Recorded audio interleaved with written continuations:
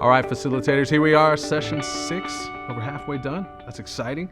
Man, I hope you have been having an amazing time facilitating and engaging with your group. I hope that you are seeing God do things in amazing ways, and I hope that you yourself are learning as well.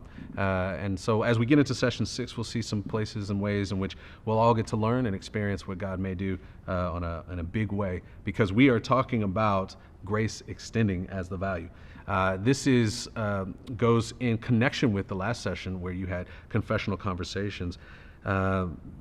It's one thing to confess, but if no one forgives, then we're having a hard time, right? So this is grace extending, and this is where we'll be talking a lot about the concept of forgiveness, which is one of the most challenging aspects of the race conversation.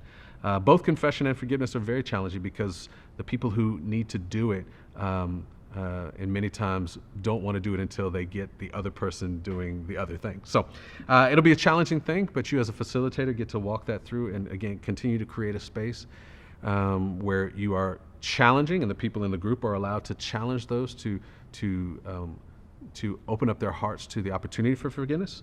Maybe even have some places where people can openly forgive out loud, and maybe even be challenged to go and forgive maybe somebody who did something to them, or in some ways someone who caused a lot of strife in their life because of some racial issues. As you can see, it can be a real tough session.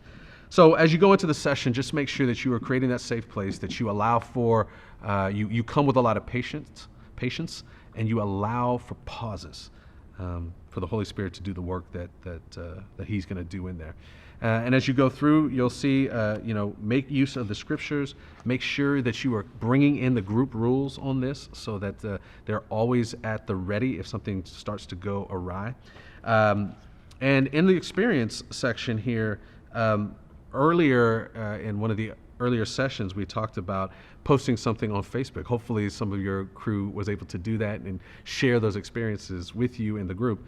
Now is an opportunity, maybe even the person they were having a tense conversation with, the opportunity to be able to invite them to maybe have coffee and to sit down and go even in more depth into the conversation where they can start to build relationships. So that's what you want to be encouraging your folks to do as they enter and exit out of this session.